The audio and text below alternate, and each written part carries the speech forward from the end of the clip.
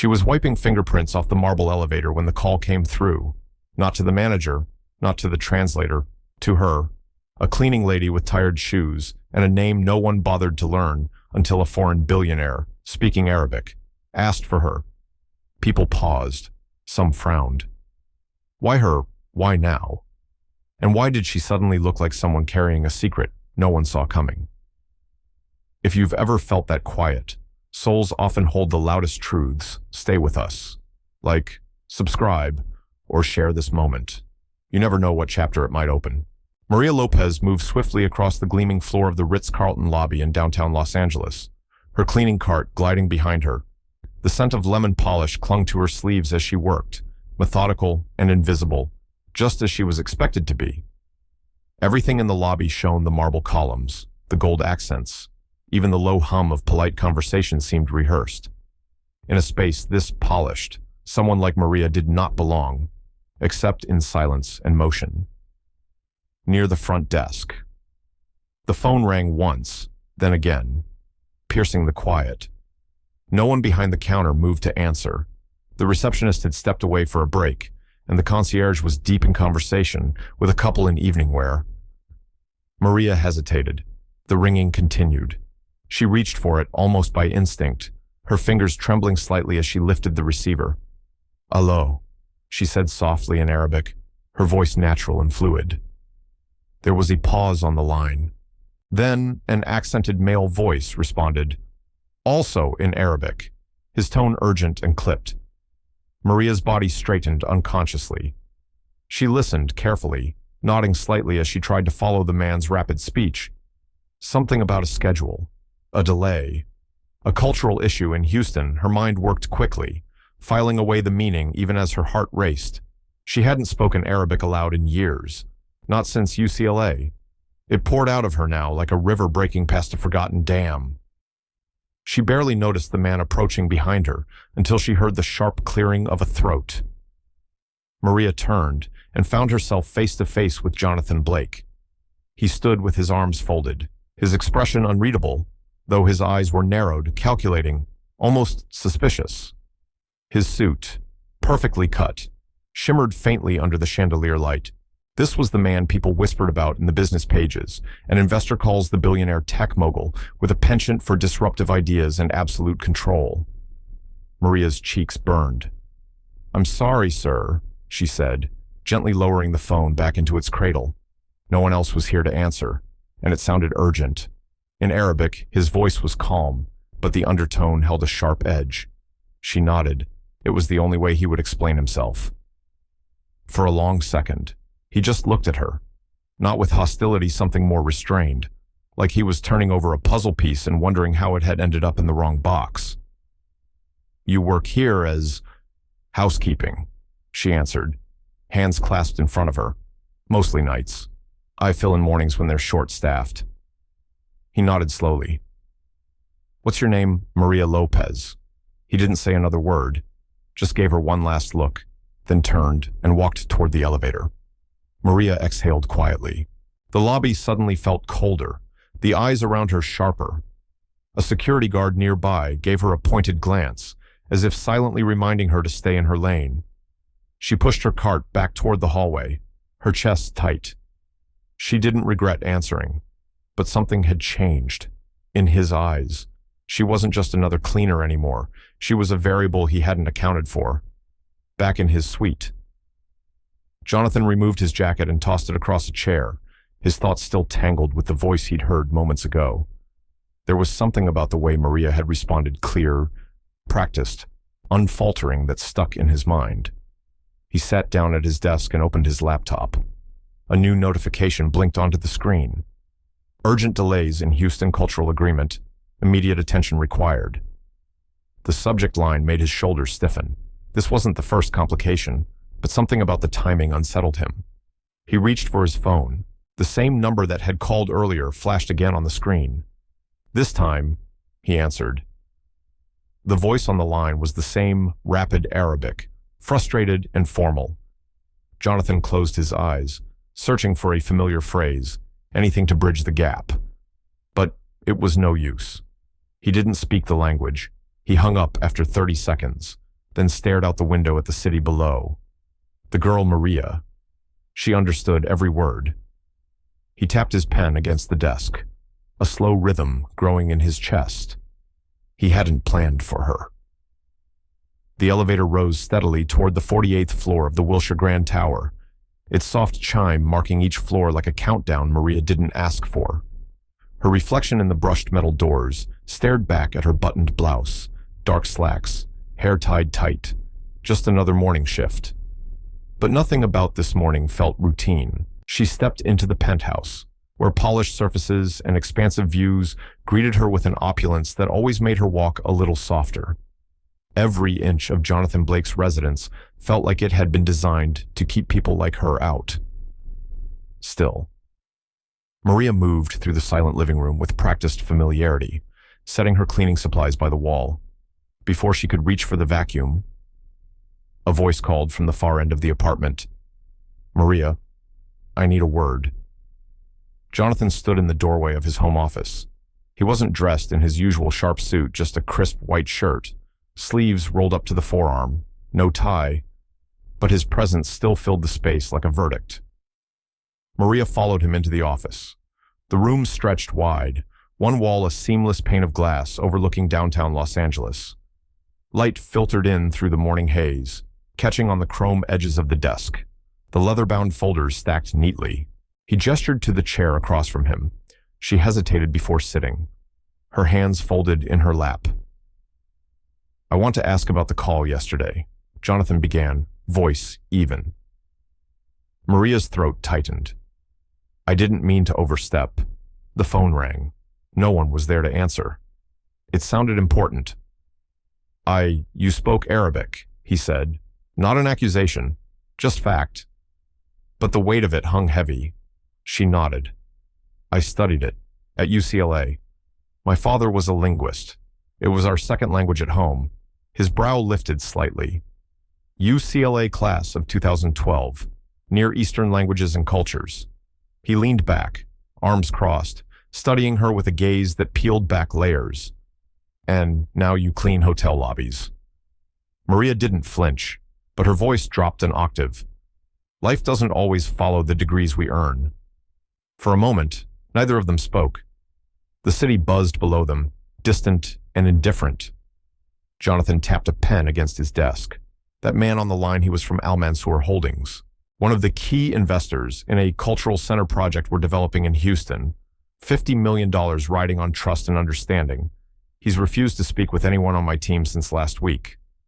Maria sat still, her palms warm against her thighs. He called back. Jonathan continued. Same number, same urgency, but I couldn't understand him, not even a word.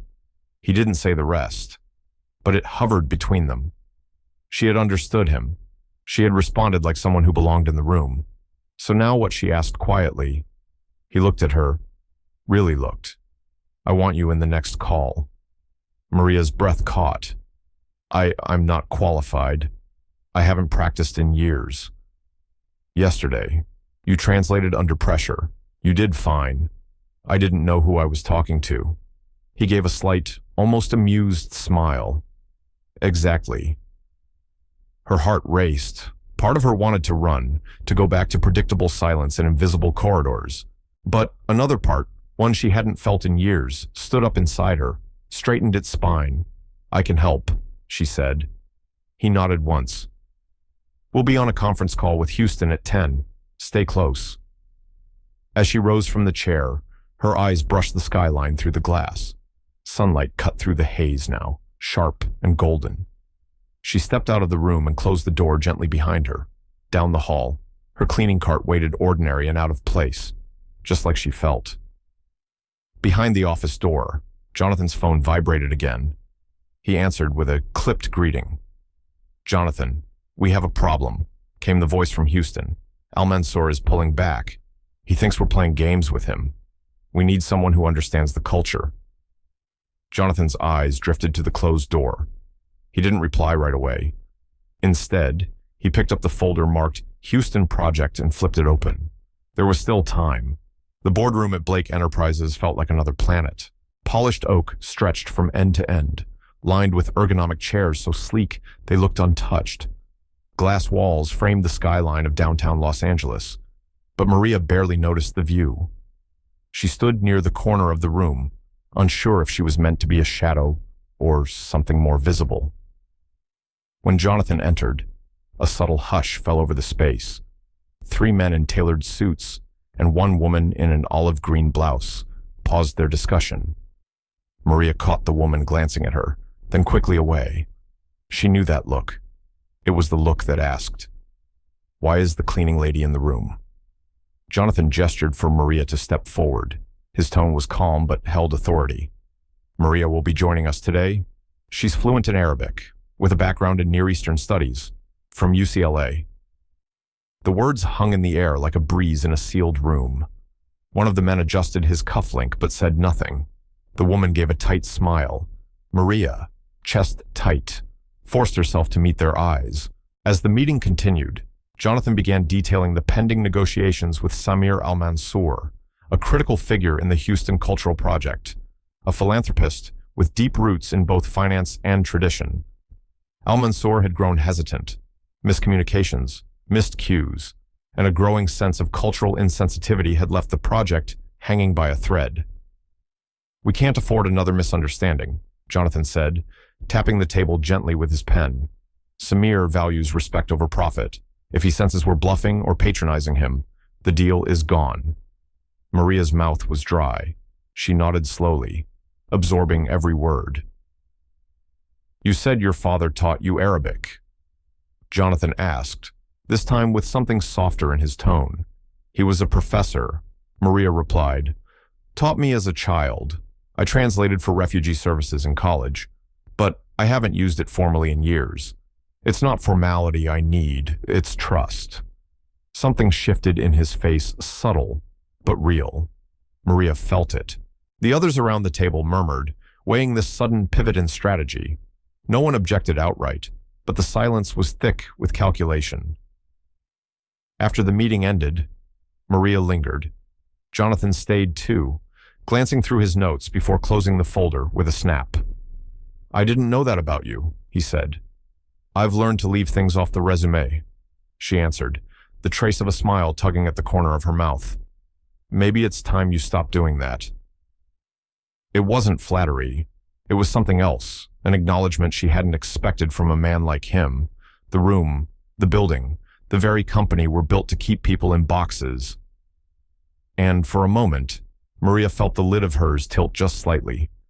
She turned to leave, but Jonathan called after her. "There's a call tomorrow morning. 900A. Ma'am, I need you on it." Maria froze in the doorway. "Samir."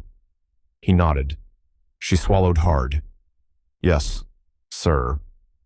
He didn't respond, just watched her go, thoughtful. As she stepped into the hallway, fluorescent lights humming above her. Maria exhaled a breath she hadn't realized she'd been holding. Her phone buzzed. A calendar invite from Jonathan's assistant. Subject: conference call with Al-Mansour. She stared at it for a long moment, then accepted. The morning sun pierced through the glass panels of the conference room at the Houston Business Cultural Center, casting long reflections across the marble table. The room was designed to impress minimalist decor, discreet speakers piping in soft classical music, and a spread of untouched pastries in the corner. But Maria's focus was elsewhere. She sat beside Jonathan, hands clasped, her notepad open but untouched. Across from them, Samir Al-Mansour leaned back in his chair, his suit impeccable, his eyes sharp. 2 associates flanked him, both silent but observant. The air crackled with tension, wrapped in courtesy. Jonathan opened the conversation in English, thanking Samir for making time. His voice was firm, calculated. When he turned slightly toward Maria, she nodded and began to interpret. Her Arabic was fluid, formal, and grounded in respect, but her chest tightened with every sentence. The meeting moved quickly into sensitive territory tax incentives, land ownership, community partnerships. Maria listened intently, choosing her words with care. Then, as Samir responded with a raised eyebrow, she translated back until she reached one phrase. She paused, frowning slightly. unsure. Jonathan was mid-sentence, but she lifted a hand subtly, her voice faltering for half a second as she reached for the right term. Conditional exemption, she said, hesitating, using a phrase she hadn't used in years. Samir's expression shifted, not with offense but with suspicion. What exemption exactly, he asked in Arabic, more slowly now. Because if it's temporary, the legal implications are. Maria flushed. Her heart pounded. She realized what she had done. The phrase she'd used suggested a short-term loophole, not the permanent provision in the state's development law Jonathan had meant to reference. She had misrepresented the core of the proposal. She met Samir's eyes. He was watching her now, not Jonathan, just her. Jonathan leaned slightly forward, his fingers interlaced. "Is there a problem?" he asked Maria quietly, the steel behind his question barely hidden. She straightened in her seat. "Let me clarify." Then, switching back to Arabic, she spoke directly to Samir. No notes, no script. "There are 3 classifications under Texas land use statutes. This isn't a temporary carve-out. It's a permanent designation, under Section 23, tied to historical and cultural preservation. The tax deferment is grandfathered through 2045 and explicitly non-revocable under local municipal law." Samir blinked once, then leaned back slowly. "You've studied this." Maria met his gaze. "Yes, I've lived it." The words left her lips before she could second-guess herself. Silence fell across the table. One of Samir's associates scribbled something down. The other simply nodded.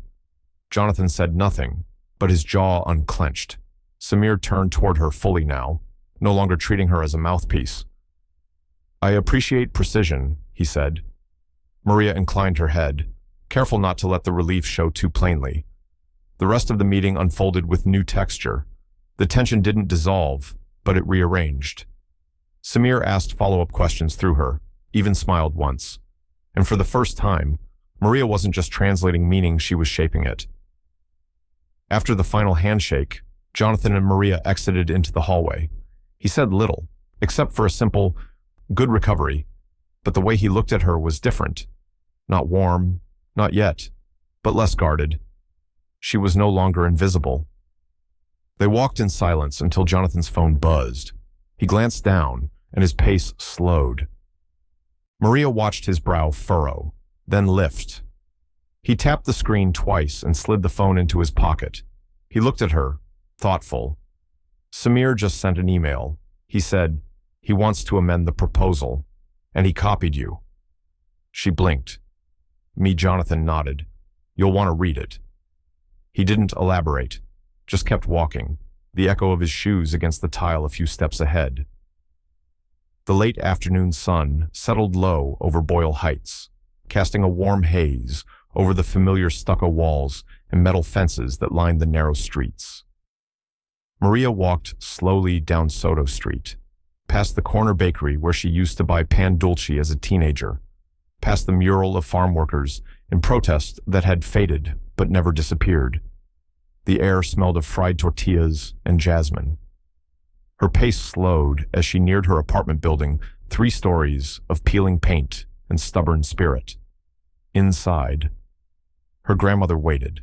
Doña Elena sat on the worn armchair by the window, her white hair pulled back in a tight bun, rosary beads curled around her fingers like they always had been. When Maria walked in, Elena didn't ask questions. She just opened her arms. And Maria, despite the exhaustion riding on her shoulders, allowed herself to fold into them. "You look like the world's been turning too fast," Elena murmured in Spanish. Maria smiled, pulling back, "Faster than I can catch."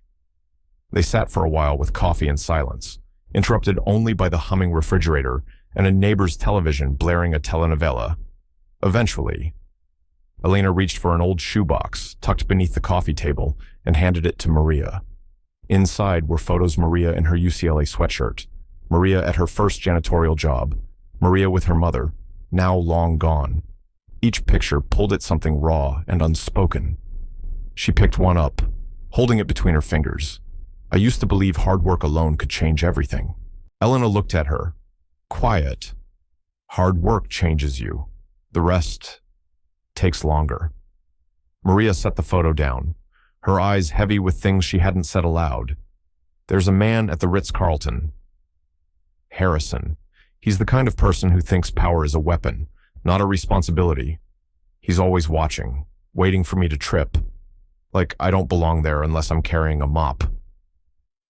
Elena leaned forward, her eyes sharper now. He's not the first to think that.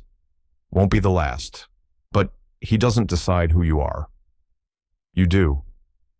Maria nodded, but inside, something still burned. Earlier that week. Harrison had cornered her near the service elevator, his voice coated in false politeness.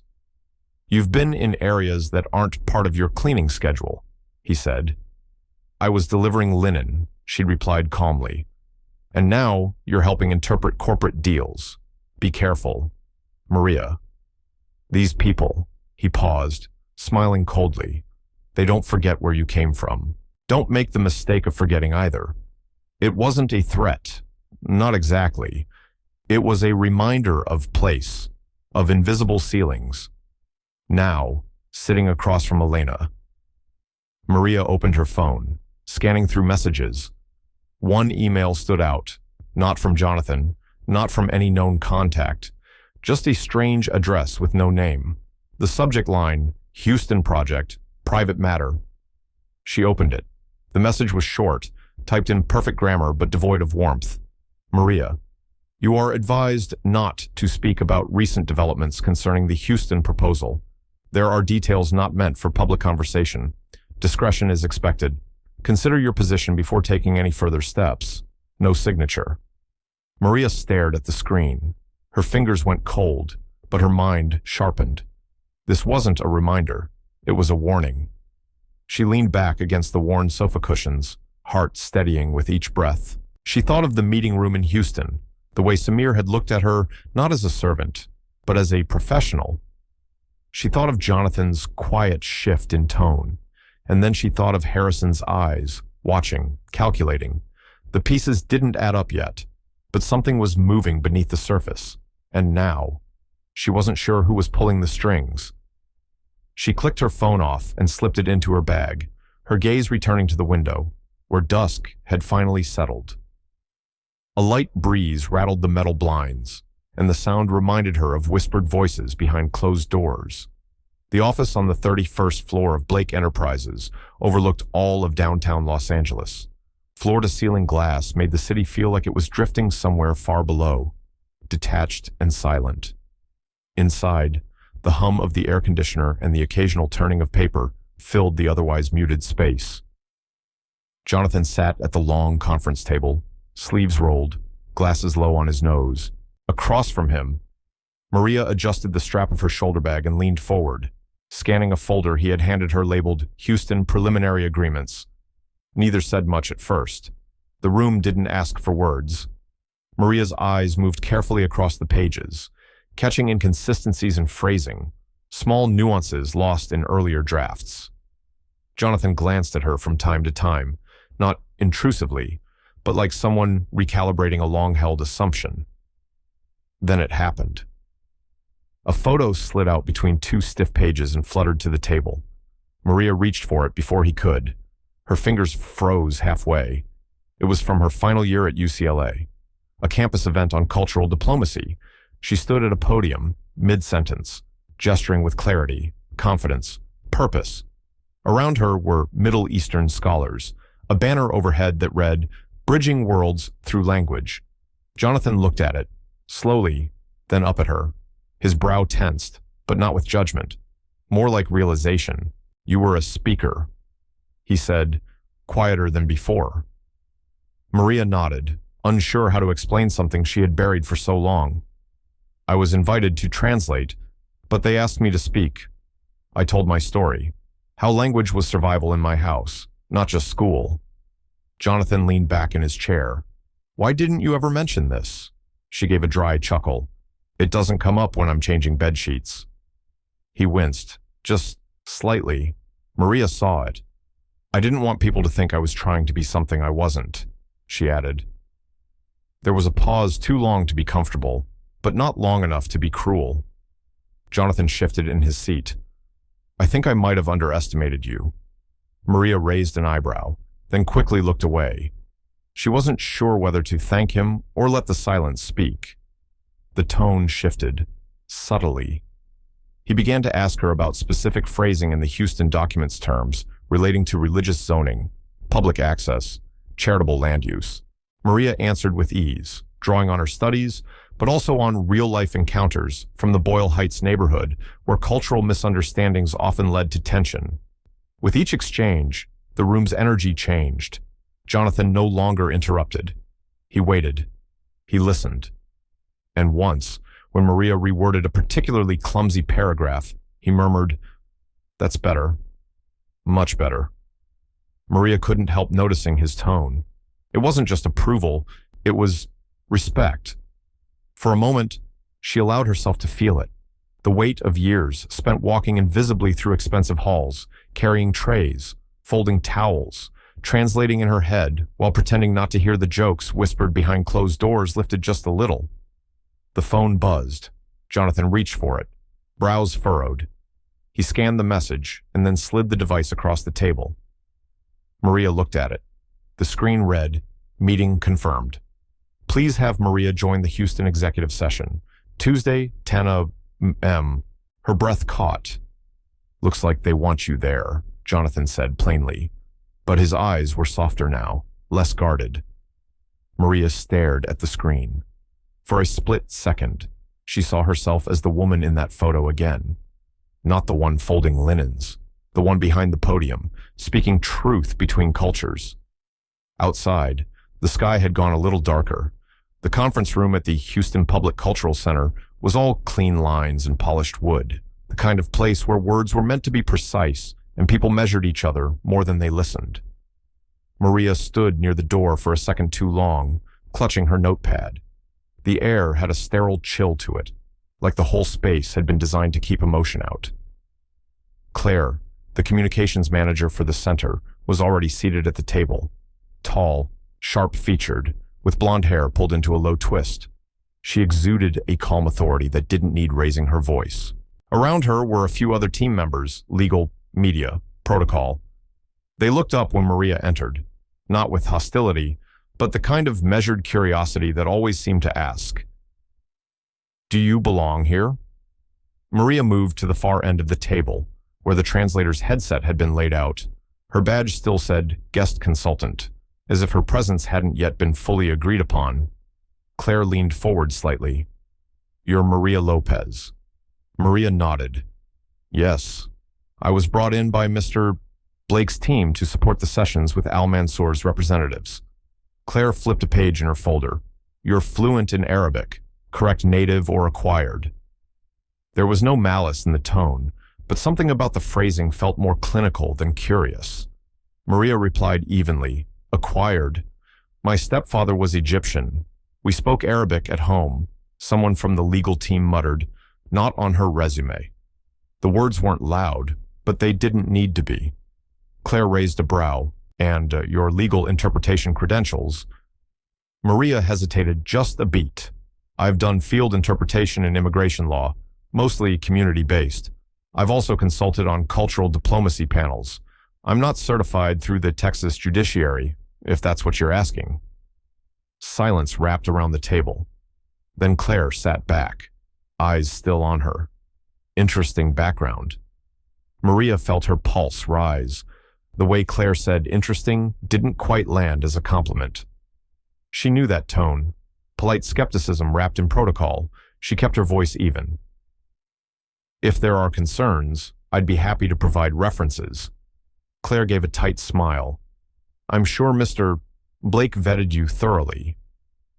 That was when it hit Maria this wasn't about her ability to translate words. It was about whether she fit the frame of someone who should be in that room. Her blouse was clean, but plain. No degrees on the wall, no letters after her name, just her voice, her mind, her lived experience. Still, Claire wasn't cruel, just careful. During a short break, as people filtered out to refill coffee, Claire approached her by the window. "You handled that well," she said. Her tone softer now. "I was asked the same questions when I first got here." People assumed I'd slept my way into the role because I used to model in college. Maria blinked. I didn't know that. Claire shrugged. I kept my head down for the first year. Then I realized the only way to stay was to make myself impossible to replace. Maria nodded, a quiet understanding passing between them. Not friendship. Not yet. But a small fissure in the glass. The afternoon moved quickly after that. Logistics, coordination, seating protocols. Maria spoke little but took everything in, noting how each person operated, who cut others off mid-sentence, who listened without reacting. When Claire deferred to her during a brief cultural translation debate, Maria explained the difference between a religious phrase and a social idiom with calm clarity. For the first time, no one interrupted. Then, as the room began to empty near dusk, her phone buzzed. It was a message from Jonathan. Your leading interpretation for the Al Mansour Roundtable Tuesday. Full delegation confirmed. Maria stared at the screen, not shadowing, not assisting, leading, outside the window. The Houston skyline had turned a soft amber, glass towers catching the last warmth of the sun. She didn't look back, but she knew something had changed. The Houston skyline was still veiled in morning haze when Maria arrived at the conference center. She stood for a moment in the shadow of the steel and glass facade, adjusting the hem of her blazer. It wasn't new, but it was the most formal piece she owned. Inside, the conference room buzzed with low murmurs and clinking porcelain cups. Delegates from Blake Enterprises and Al Mansour Holdings were beginning to take their seats, eyes tired, postures tight. Maria sat at the translation table beside Jonathan. Her earpiece fit snugly. The leather notepad on her lap trembled slightly as she turned the first page.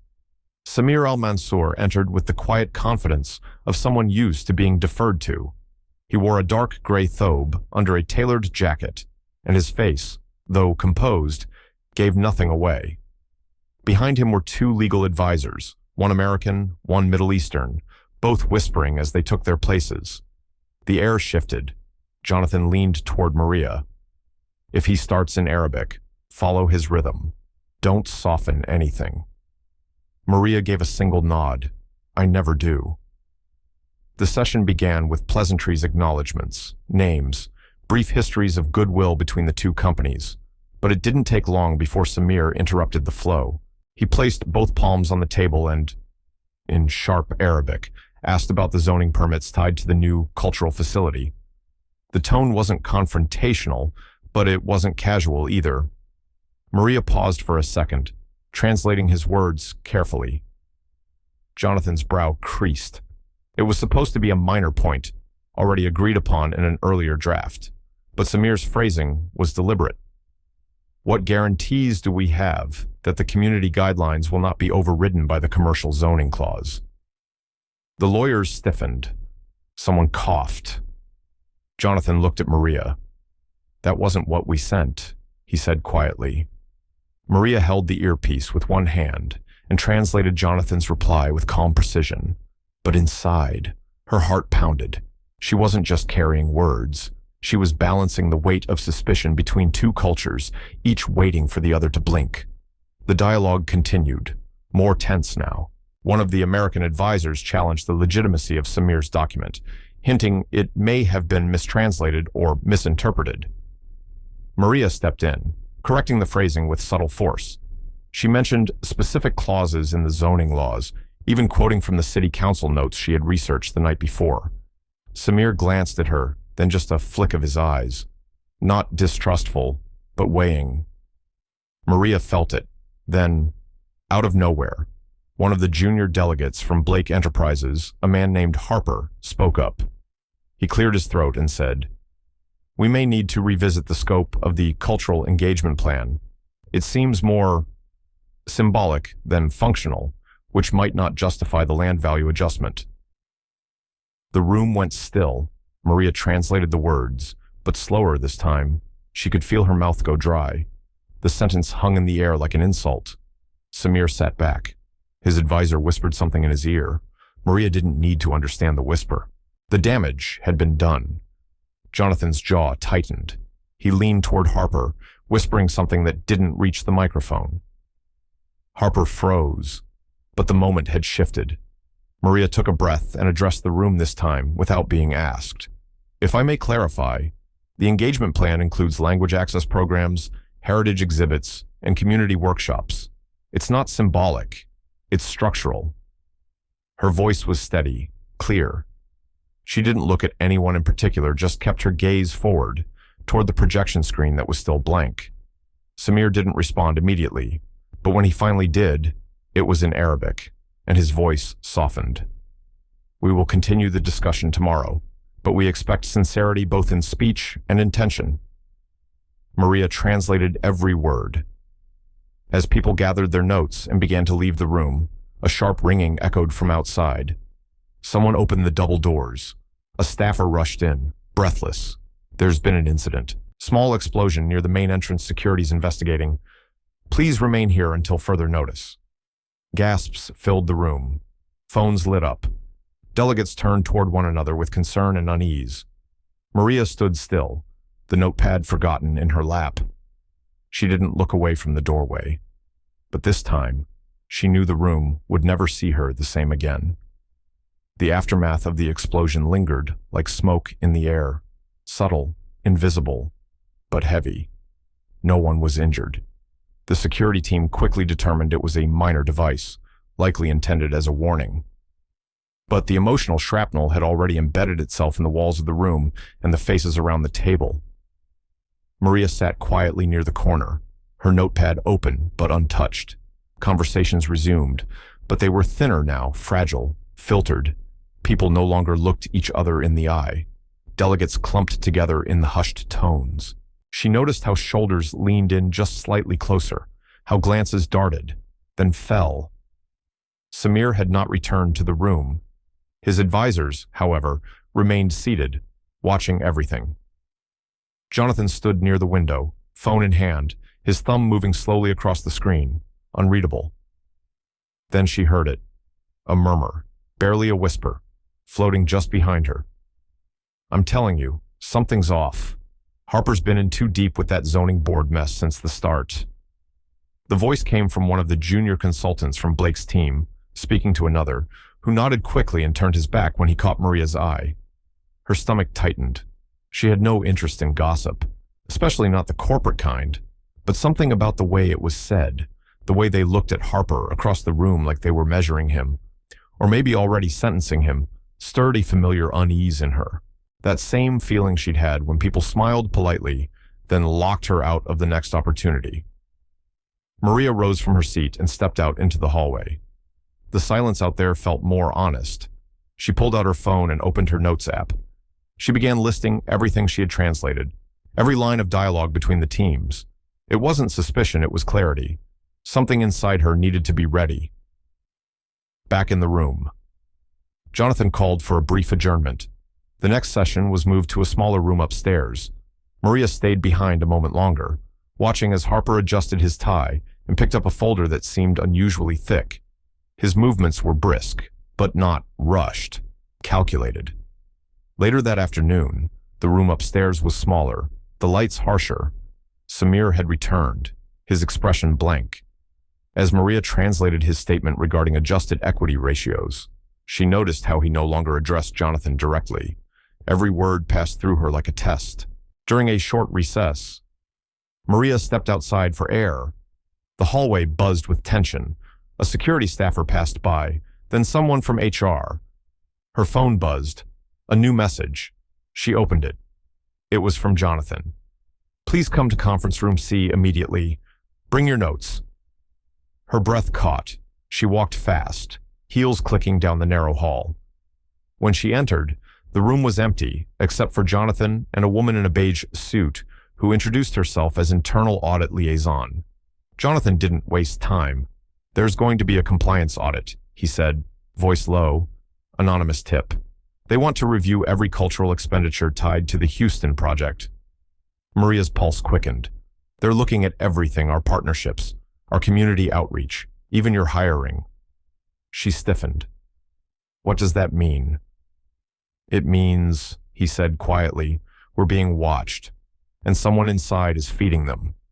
She looked down at her notepad. The last line she had written was, "Don't let them define your role." Maria stood still for a beat, her eyes scanning the walls, the sterile light, the silence between the words Jonathan didn't say. And then she looked at him and said, calmly, "Let me help you find out who." The boardroom on the 42nd floor of Blake Enterprises felt more like a courtroom that morning. It was unusually cold, though the thermostat read 72. The glass walls revealed a smog-kissed skyline over downtown Los Angeles, but no one was looking out. All eyes were fixed on the long conference table, where Jonathan Blake sat at the head, jaw tight, shoulders drawn in just slightly. To his left, a half circle of senior executives whispered behind crisp folders. To his right, Maria sat straight-backed, palms pressed to her lap, a printed agenda resting unread before her. Across from her sat the external audit team, 4 in all, led by a woman named Elena Miles, whose blazer was so sharply pressed it could have cut tension on its own. She didn't blink much. When she did, it seemed deliberate. Like punctuation in a closing argument, Maria's job, officially, was to facilitate communication, especially with foreign partners tuning in virtually, unofficially. She was now the steady voice in a room unraveling at the edges. The audit began with procedural questions, vendor invoices, subcontractor approvals, cultural consulting allocations.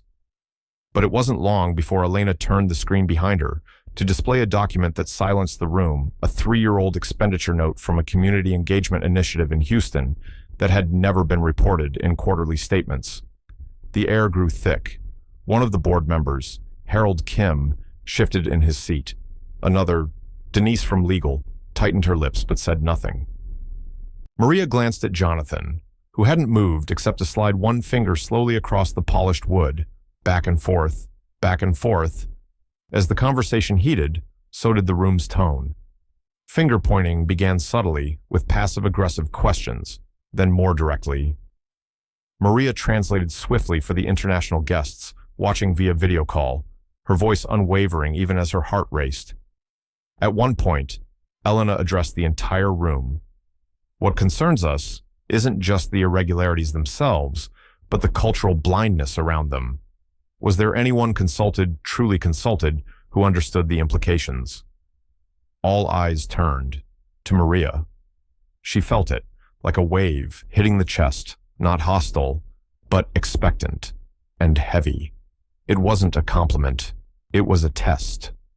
Maria inhaled through her nose, slow. Then she spoke, not just translating this time, but answering. "Yes, there were efforts. But if you're asking whether culture was centered or just mentioned, that's a fair question." Silence followed. Even Jonathan looked up. For the first time that morning, his gaze lingered. Elena tilted her head. "So, what would you advise now?" Maria met her eyes. "Start by asking what people here were afraid to say. Then decide whose voices should be heard next." The reply wasn't combative. It was steady, but it shifted something. Elena didn't smile, but she looked away first. The meeting resumed, though tension refused to ease. Jonathan leaned toward Maria during a break, his voice just above a whisper. "You didn't have to do that." Maria looked at him calmly. "I did." They returned to the table. A new report was circulated, this one with expense breakdowns from the last 2 quarters. The atmosphere felt more fragile now. The conversation tiptoed around landmines. Even Harold, who had earlier scoffed at cultural overreach, kept his tone clipped. Then, as the audit team wrapped their session and began closing their laptops, Jonathan's phone buzzed. He glanced down, froze, then passed it to Maria. The screen showed one new email. From Samir Al-Mansour, subject to proposal. Worth considering. Maria read the first few lines. It wasn't a rejection. It wasn't concern. It was bold, unexpected. An offer to match the investment fully if Blake Enterprises agreed to restructure the leadership of the cultural board and place Maria as liaison lead. She looked up slowly. Jonathan was already watching her. The air inside the Houston conference room had thickened. The blinds were drawn to block out the late afternoon sun, but the tension inside had nothing to do with heat. The long mahogany table was lined with faces, some alert, some fatigued, most unreadable. Maria sat between Samir's legal counsel and Jonathan's chief of operations, her notepad already filled with sharp-angled script in both English and Arabic.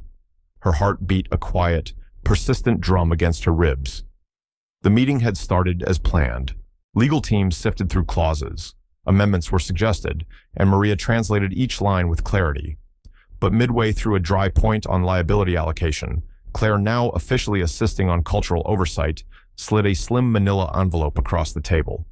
It was marked confidential, with no signature, only a printed label, internal communications, not disclosed. Jonathan's brows drew together. He hesitated, then opened it. The room shifted. Inside were photocopies of an email chain dated 3 months ago between Harrison and a third-party logistics firm suspected of inflating service costs tied to the Houston Cultural Exchange Project. One name jumped out, Blake Enterprises.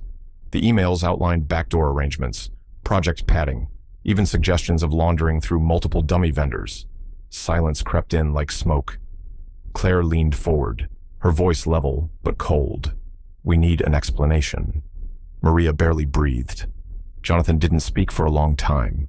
Then he looked directly at Harrison, who had joined remotely via screen. The man's face flickered with static, but his smirk was real. "That's not what it looks like," Harrison said, casually. "It looks like fraud. Someone countered from legal." Samir's interpreter whispered to him, but the man's gaze had already shifted to Maria. "You read these?" he asked her. Maria nodded, slowly. "They're real, and they were hidden." Murmurs broke across the room. Samir's tone lowered. "If this is true, it breaches every ethical standard we agreed upon."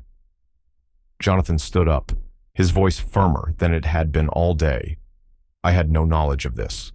I will authorize an internal review immediately." But Harrison wasn't done. His image froze for a moment, then returned with a biting calm. "Be careful. Jonathan, you start digging too deep, and things come out about everyone." It was a threat, thinly veiled. Maria felt it ripple through her chest. The mood fractured further. Alliances began to split, some executives questioning how deep this went, others rushing to defend the integrity of the project. Maria remained silent, watching it unfold like a tide, pulling two ships apart.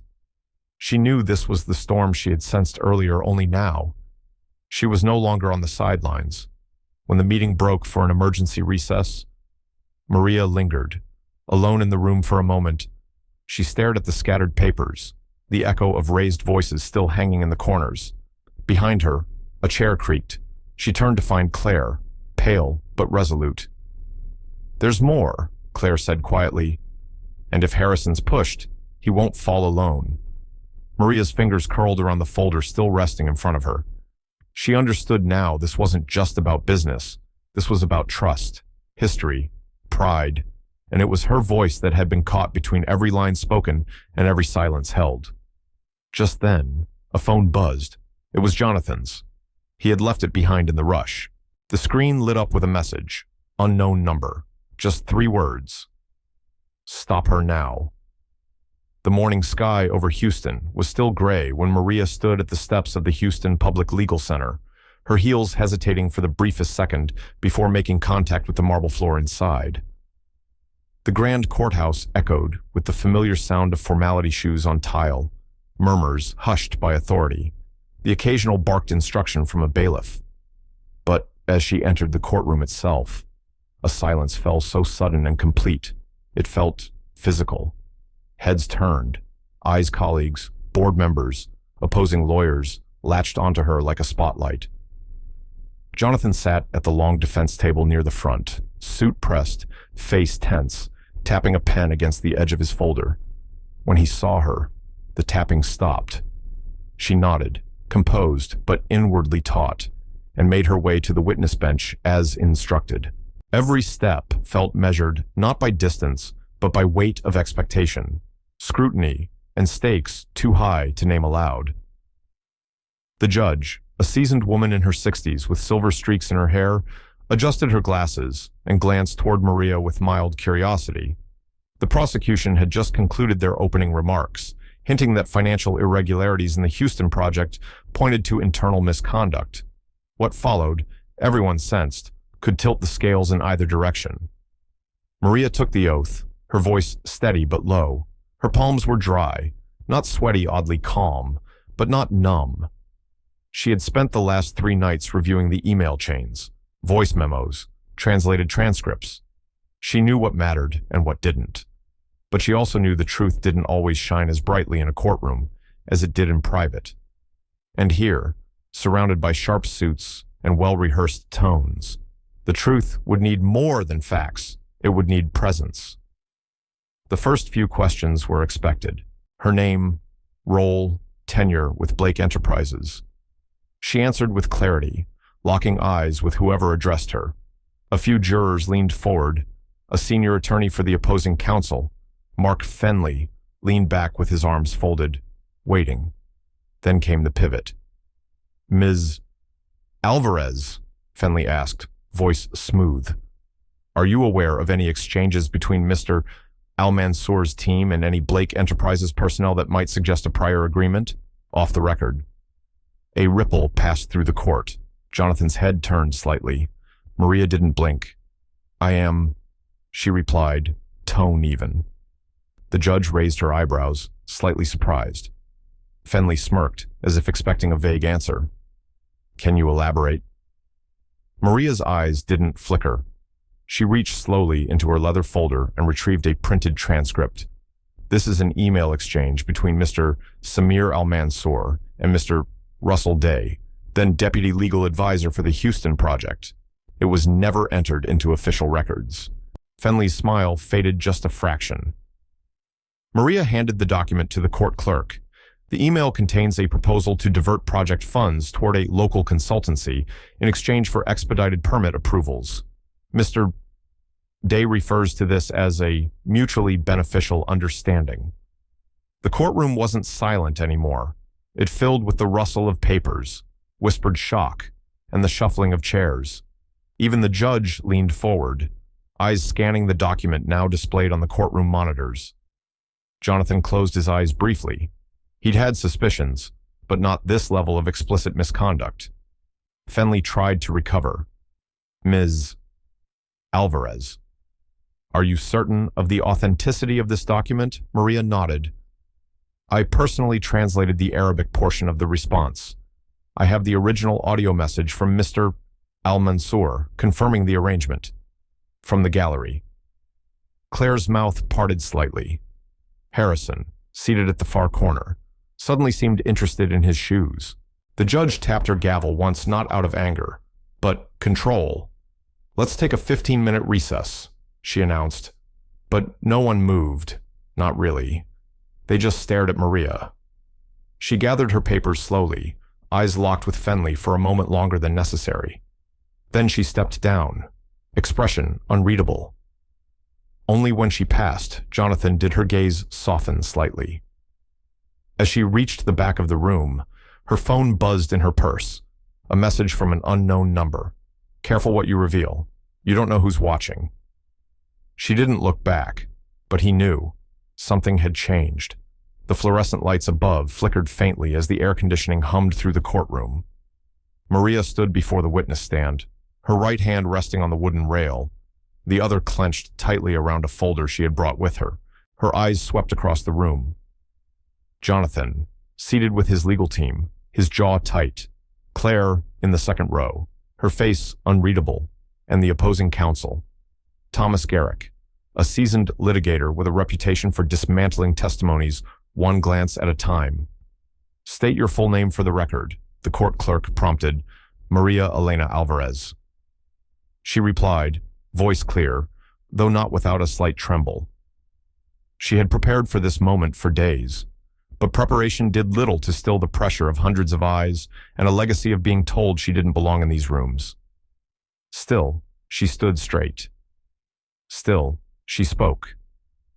When the initial questions came, she answered them steadily, her role in the project, the communications she translated, the meetings she attended. But when Garrick rose from his chair and approached the podium with the practiced ease of someone who believed the ground bent to his confidence, the air shifted. "Ms. Alvarez?" he began, his tone polite but tinted with skepticism.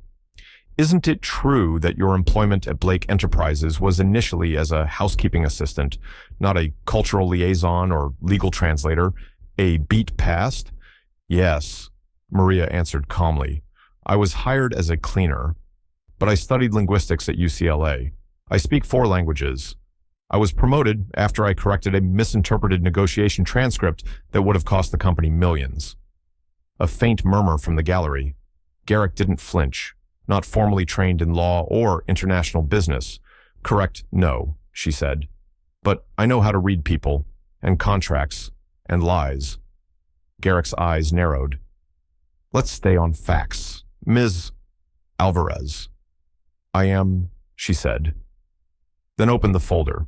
"This is an original note, handwritten, translated and verified between an internal executive at Blake Enterprises and an intermediary in Dubai. It outlines a strategy to create intentional delays on the Houston project to drive up late penalty compensation. The plan involved false translations and manipulated cultural protocols."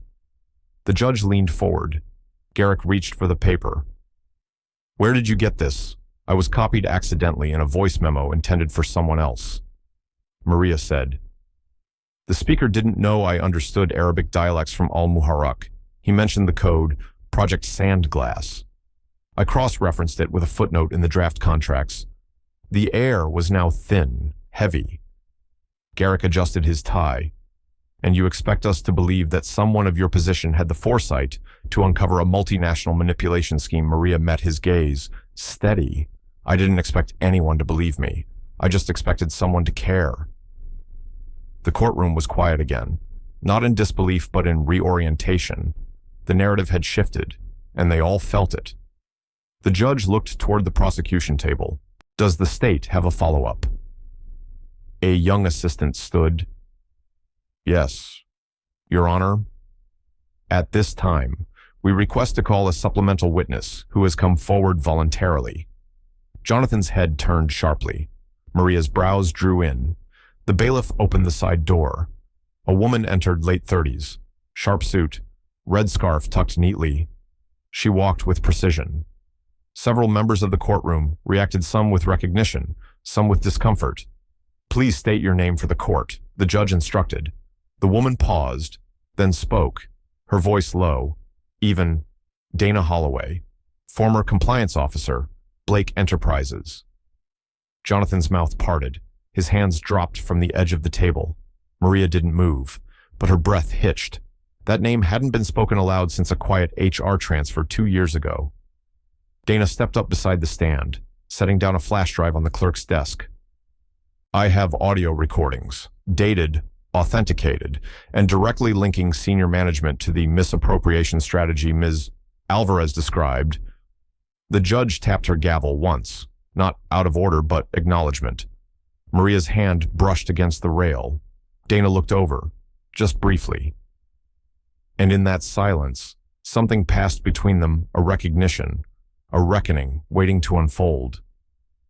By the second morning of the hearing, the hallway outside courtroom 3B felt more like a pressure cooker than a public building. Reporters had begun to gather, their murmurs echoing between the marble columns. Inside, the tension was taut enough to hum. The wooden bench under Maria's legs creaked every time she shifted. And beside her, Jonathan kept his elbows on his knees, fingers locked together, staring at the floor. They hadn't spoken much that morning. There wasn't time. The documents Dana Holloway had submitted the day before had opened a door, a dangerous one. Now, it wasn't just about missed cultural steps or questionable contracts. It was about deliberate deception, orchestrated at high levels. Their legal team, now reinforced by Dana and a young associate from the Federal Compliance Office, had moved fast, overnight. Cross-examination prep, witness statements, document authentication. It had all been a blur, but Maria had slept barely 2 hours, her mind rehearsing, questioning, circling, not out of fear, out of necessity. Jonathan finally glanced her way. "You holding up?" She nodded, eyes focused ahead. We're not alone anymore. The judge called court back into session. Maria's heart thumped as she entered behind their legal team, noticing the glances again, some wary, others supportive, most unreadable. But she didn't flinch. The prosecution called its next witness, a former Blake employee turned whistleblower. He was nervous, blinking rapidly under the lights, but what he said confirmed the worst suspicions that delays had been calculated, not accidental, that cultural missteps were encouraged to derail talks, that someone had profited directly from those derailments. Gasps stirred the gallery. Maria watched as Garrick's composure thinned. His polished cross-examinations lost their rhythm. Even his objections began to feel hollow. But the room turned cold again when Garrick stepped up with a new angle. "Ms. Alvarez," he said once she was recalled for clarification, "how do you explain your own emails praising the early negotiation framework? Weren't you in support of the very methods now under scrutiny?" Maria's stomach tightened. He had found the correspondence from her first weeks before she understood what she was part of. "I was doing my job," she replied, steady, "and at the time, I believed I was helping build trust, but intent without context is incomplete." Garrick pounced. "So now you disavow your own role?" She leaned forward slightly. "No, I take responsibility, but I also learned, and I chose to speak up when I could have stayed silent." The room quieted. No one interrupted. Later, during a short recess, Maria stood with Jonathan and Dana in a side room used by counsel. Papers were everywhere, coffee cups half empty, a whiteboard scrawled with timelines. No one said it out loud, but they all felt it if the pressure mounted any higher. Something was going to snap. Then came the call. It wasn't loud. A cell phone buzzed on the corner of the table. The young associate picked it up. Her face paled almost instantly. "You should hear this," she said, holding it out to Jonathan. He answered, and the voice on the other end was frantic, then still, then cold. His back straightened. Maria stepped closer, unable to hear what was being said but watching his jaw set hard. He ended the call, turned to them both. "That was the Department of Justice," he said. "They've just issued a motion to suspend proceedings. There's a sealed investigation tied to the Dubai end of the contracts. They want everyone cleared from the courtroom in 30 minutes. The room fell silent. Dana spoke first. "They're pulling jurisdiction." "No," Jonathan said. "They're stepping in." Maria blinked, chest tight. "What does that mean?" Jonathan looked at her, then at the door like he could already hear the sound of agents arriving. "It means this just became much bigger than we thought." The hush in courtroom 3B wasn't the kind born of routine silence. It was a silence that held its breath, a silence that had grown heavier with each passing day, building on testimonies, fragments of evidence, and Maria's unwavering presence. But nothing prepared them for the man who now stepped forward. He wore no tie, just a simple navy blazer. His hair, once sharp and trimmed, had given way to the wear of sleepless weeks. His name was Mark Kendrick, former Chief Operations Liaison for the Houston International Group, one of the key silent partners in the infrastructure deal, and he hadn't been seen in public in months. As he took the stand, even Garrick, ever composed, ever ready, stiffened visibly. "Mr. Kendrick," the judge asked, "are you aware that your testimony may place you in legal jeopardy?" Kendrick nodded. "Yes, Your Honor. I've come to speak freely and accept the consequences." From her seat near the front, Maria kept her hands folded in her lap. Her heart beat slow but hard. She didn't know this man, but the name had appeared once in the early files tucked inside footnotes, marginalia, a non-disclosure. It had meant nothing to her then. But now, as he looked out over the courtroom, everything changed. I was one of the architects behind the redundancy clauses. Kendrick began. "At the time, we framed them as necessary flexibility. But internally, they were tools designed to keep certain parties dependent, to create controlled volatility. That's what they called it in our briefings." The phrase sent a chill down Maria's spine. "We exploited the gaps between cultures," Kendrick continued. "The misunderstandings, the delays. They weren't accidents, they were mechanisms. The room erupted in whispers. Garrick objected twice, both overruled. Dana sat straighter beside Jonathan, jotting furiously on her legal pad.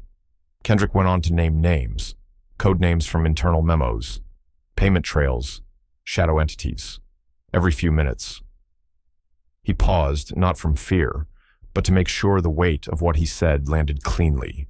When asked why he came forward now, he glanced down at his hands, then said, "Because I saw her nodding toward Maria refuse to look away, and I remembered what I used to be. That was the moment things shifted. No more rebuttals, no more clever redirection." Even Garrick looked less like a lion in control and more like a man staring down an incoming tide. Maria didn't smile, but her chest lifted just slightly.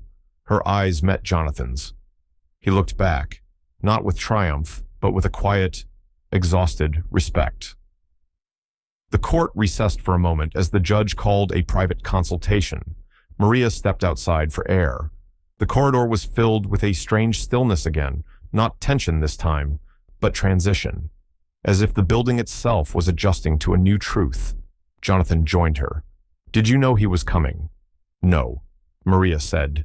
"But maybe it was time someone like him did." They stood there in that quiet moment, the noise of Houston life just outside the heavy courthouse doors. When they returned inside, the judge had one announcement: the hearing would resume the following morning with final arguments.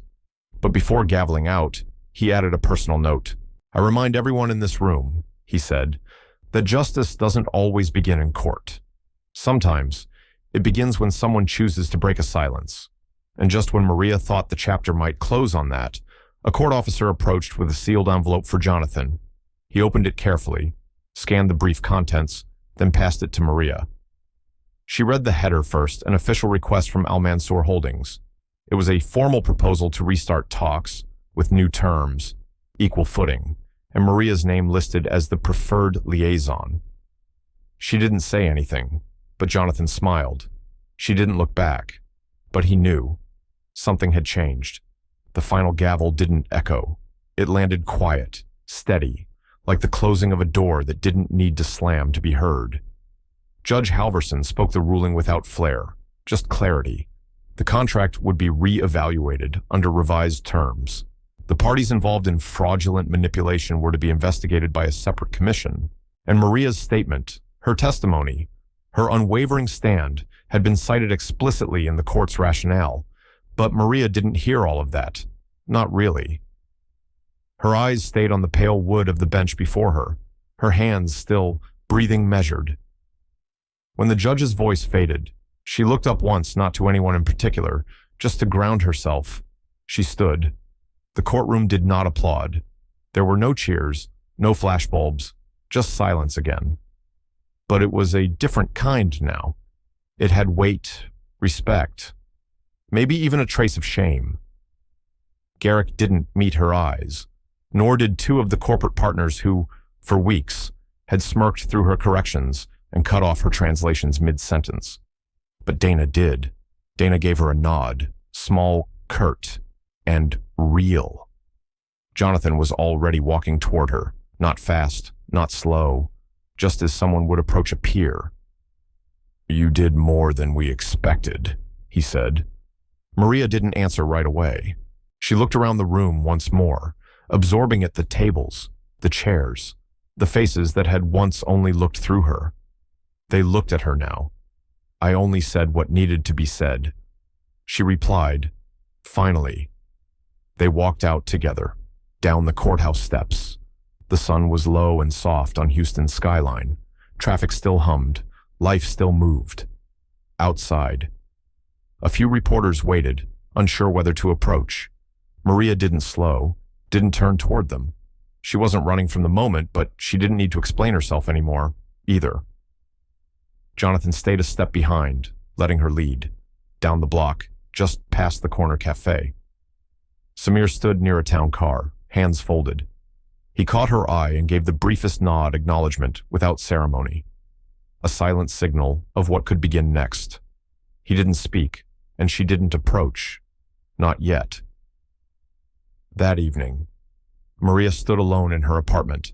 The heels kicked off near the door. Her blazer hung neatly on a chair.